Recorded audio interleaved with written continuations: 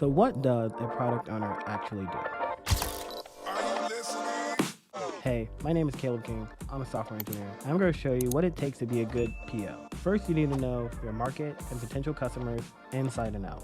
You're also going to need to be able to communicate with engineering teams in order for them to build what you want for your customers. If that sounds like something you're interested in, then check this video out. This video is sponsored by Loom.com. You guys know I hate emails. Ever since I found Loom, it's not so bad.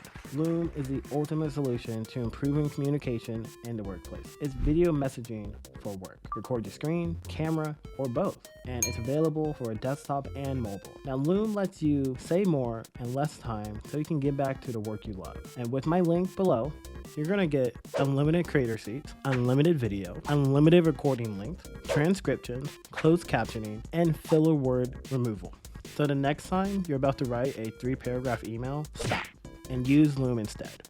Link is in the description below. So does this sound familiar? A new development team comes together to build the latest feature, which is suddenly the #1 priority. Grand visions are presented, slick prototypes are produced, graphs predicting crazy growth, and benefits build excitement around what is to be delivered.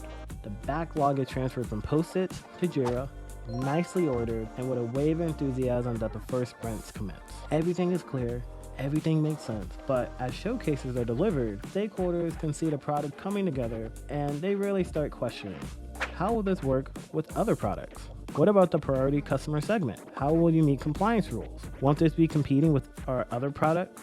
Different stakeholders begin wanting their features, their requirements addressed in the backlog, and boom, things just get out of control. Prioritization is even hard to keep up with because everybody thinks their thing is priority #1. The team begins to complain. They're getting overloaded with side projects and other work that they keep being asked to contribute to. What was once a clear and easy objective is now no longer clear, completely become a mess, and eventually the team begins to wonder, why are we building this? Who even asked for this feature?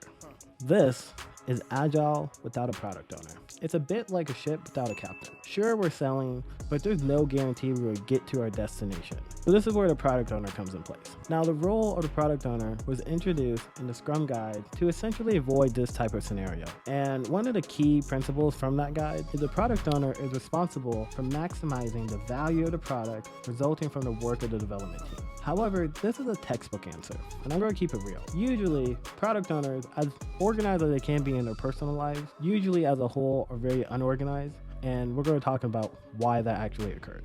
But what does a product owner actually do? Well, it's very simple. They know the product. Like, they really know the product. Now, this is the BS recruiters are going to tell you. People are going to sell the product owner role like you're the CEO of the product. You're the CEO of a domain. No.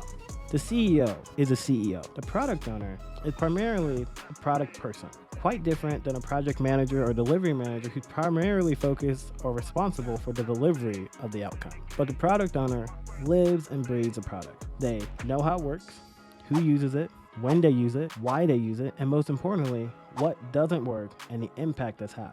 Sometimes they have complete control over how a product works and functions, but usually those decisions have already been determined from up top. In my experience, the product owner is a liaison between multiple groups: developers, business analysts, management, customers, literally everybody who's interested about what you're trying to build. And as a product owner, someone might make a decision you don't agree with. And if it goes south, it's probably your fault for not stopping it. The product owner should be able to speak with authority on any feature of their products, but again, this is a textbook type answer, because in my experience, product owners are usually men in the middle or women in the middle, where you realize they're not the ultimate decision maker. They are given requirements from their leadership, and they're trying to make it work between leadership, the client, and the development team. Now, if you're the VP of product or a CPO, that's another video. Now, one question that I've seen people ask regarding the product owner role is, are they technical? And it varies depending on the PO. Some POs were developers at one point and they made a transition into product ownership. Others started off with POs and maybe they didn't have that technical coding expertise, but let me just be honest with you. Most developers don't care if your PO can code like a wizard. They're mainly concerned if the PO is organized and an effective communicator. Also, don't overpromise and underdeliver as a PO. Now, when we're talking about skills and competencies required in the PO role, it really comes down to 4 main things. domain expertise, maximizing product value, communication and influencing skills, and customer to product translator. The product owner role lives in the gap between the customer's wants, or even they think they want, and the delivery of the tangible product features. You translate customer language into technical details using every trick in a book, whether it's pencil sketches or maybe like technical details, painting a picture of a customer for your developers, like creating personas, but whatever it is, you're trying to understand what the customer is asking for, and then you try to communicate that to developers in a fashion and a manner where you can actually build something that solves both problems. Now, I've talked about a lot what they do, but let's talk about what POs should avoid doing. Now, the Scrum Guide says the product owner is responsible for maximizing the value of the product. But here is what a bad PO does. A bad PO is an order taker where they receive orders and they send them directly to the team. Like, they don't even filter it out, because if a chief product owner gives you something, the regular product owner will have to filter out that ask and make it work for the development team. They should avoid doing the whole I'm responsible for the team, meaning they should avoid micromanaging. They are not the manager to a development team. They're the product owner. They should avoid being technical architects. I've seen product owners who were developers try to be too technical in the product owner role. They are supposed to be presenting a problem and letting the development team figure out what is the best technical solution to that problem. And lastly, this one is far too often overlooked. People will say they're the only one who manages the backlog. And to me, the backlog is protected and blocked under several keys, and only the PO can touch the backlog. But what I would tell you is the PO should be working with their stakeholders, with the development team on negotiations, because the development team will be like, hey, we have tech debt, or if we do this tech initiative, we can get you these 5 features faster. So this whole idea that like a product owner manages the backlog and no one else can, I think that's a sign of poor transparency and collaboration. Now, what are the best certificates to become a PO? I listed them on the screen below. That way you guys get a better idea of what to pursue. But I would highly check out the Google one right now, because that one's getting a lot of popularity. And then lastly, is a product owner a technical role? And do I need a degree?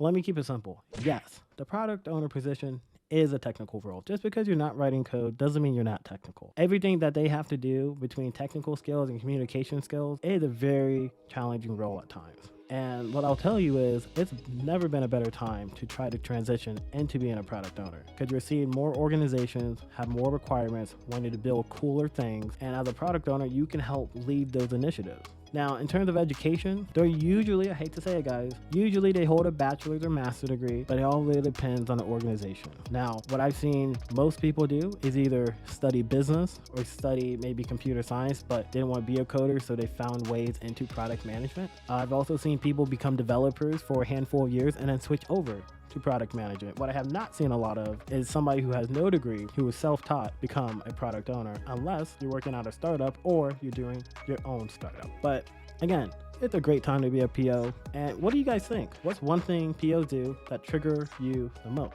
I think for me, it's when they are telling me how to solve the problem, when they present to me the problem. That's the one thing that really gets under my skin. But let us know what bothers you the most when it comes to working with POs. Otherwise, that's all we got for you. Tech out.